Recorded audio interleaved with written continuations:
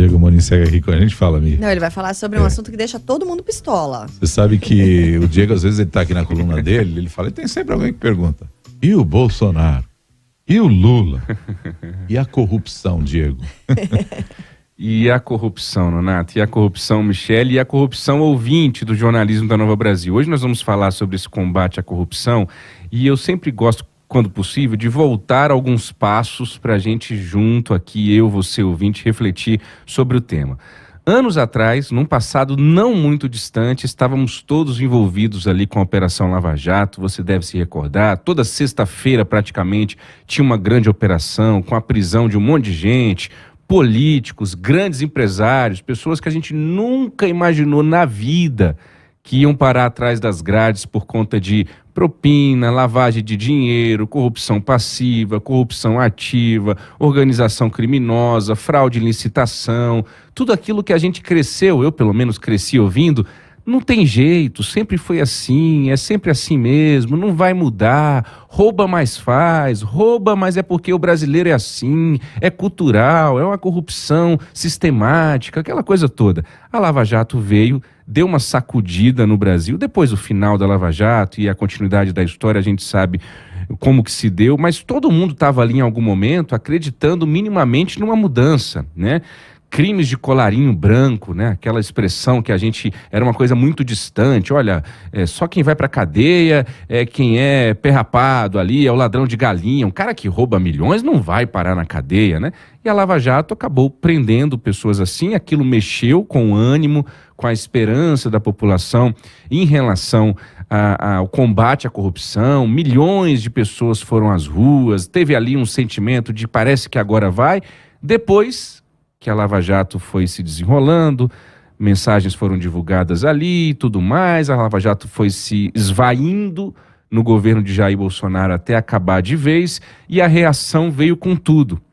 Então a gente não fala mais de prisão em segunda instância, a gente não fala mais de foro privilegiado, destruíram a lei de improbidade administrativa, as delações premiadas também foram alvejadas, não pode mais um monte de coisa, fruto do fim da Lava Jato e dos erros e de tudo mais que você ouvinte possa fazer de avaliação do que foi a Operação Lava Jato.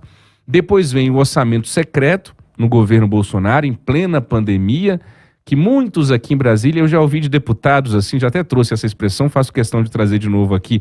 Uma vez um deputado do PP, não vou dizer o nome dele, foi uma conversa informal, ele me disse o seguinte: Diego, o que eu percebo aqui entre os meus pares é que não precisa mais roubar. Com o orçamento secreto não precisa mais roubar. O dinheiro entra pelas emendas parlamentares, não tem transparência, ninguém sabe para onde foi, de onde veio, como é que vai ser usado esse dinheiro, não precisa mais roubar. Depois do orçamento secreto passou a ser chamado de emendas PIX no governo Lula, mas é a mesma metodologia.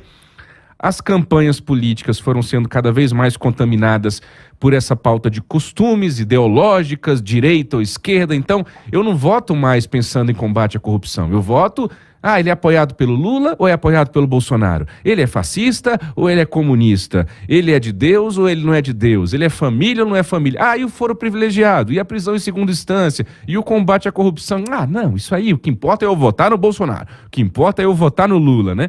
E o combate à corrupção foi ficando cada vez mais enfraquecido, quase não se fala mais disso, você pode ver, porque não dá mais voto, não está mais na moda, não é mais da modinha, né? A própria deputada Tabata Amaral, que é candidata a prefeita de São Paulo, disse isso numa entrevista, ela teve coragem de dizer pelo menos, eu achei ótimo, olha, esse assunto aqui não dá mais voto.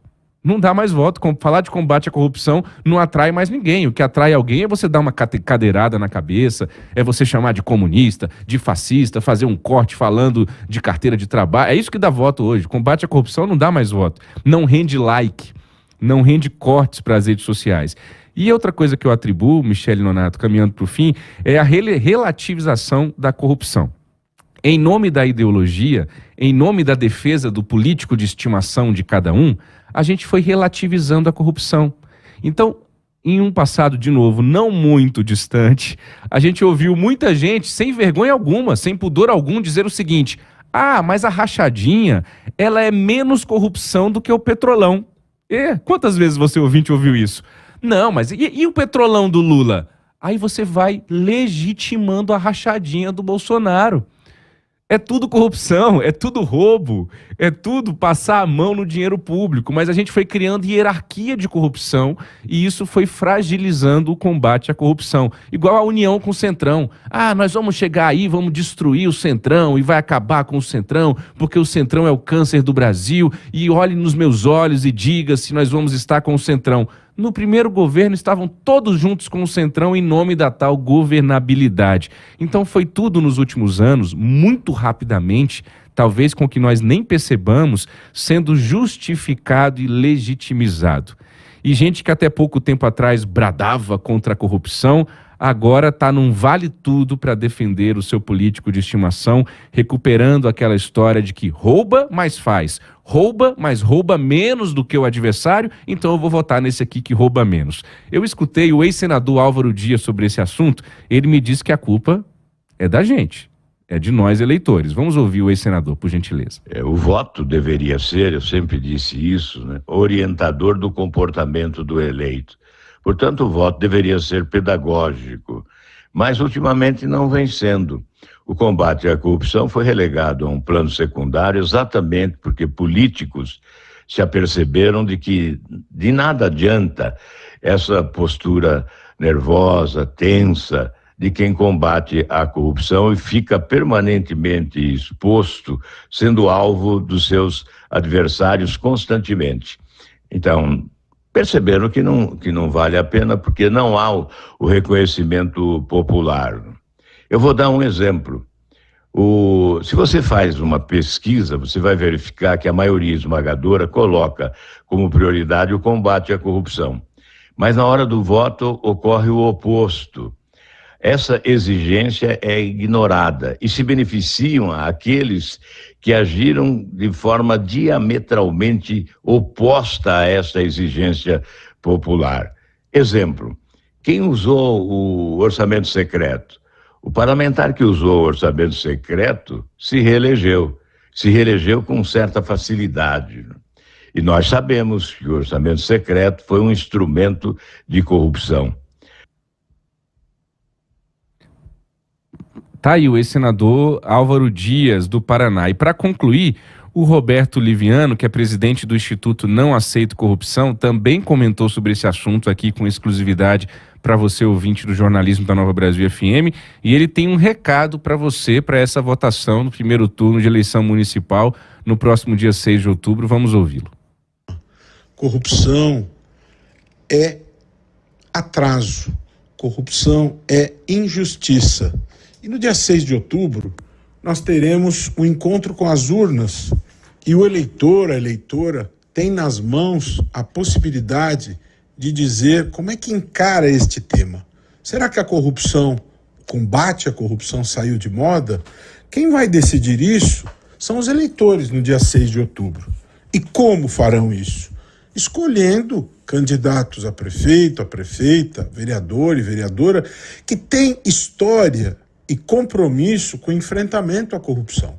Porque nós precisamos de melhores controles da corrupção, nós precisamos de mais transparência, nós precisamos de controladorias, de corregedorias, de auditorias, de ouvidorias.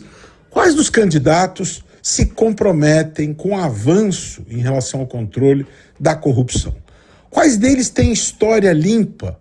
Quais deles têm ficha limpa? Tá aí o Roberto Liviano, presidente do Instituto Não Aceito Corrupção, deixando esse recado, e com isso a gente conclui o comentário de hoje. Michele, Nonato, eu de vez em quando, não vou esquecer não, vou falar aqui de combate à corrupção mesmo fora de moda, viu? Pois é. Obrigado, Diego, pelo tema levantado hoje, que é sempre importante mesmo. Até amanhã. Amanhã, resumo musical da semana. Até lá. Verdade. Eba, é Boa. verdade. Bora lá.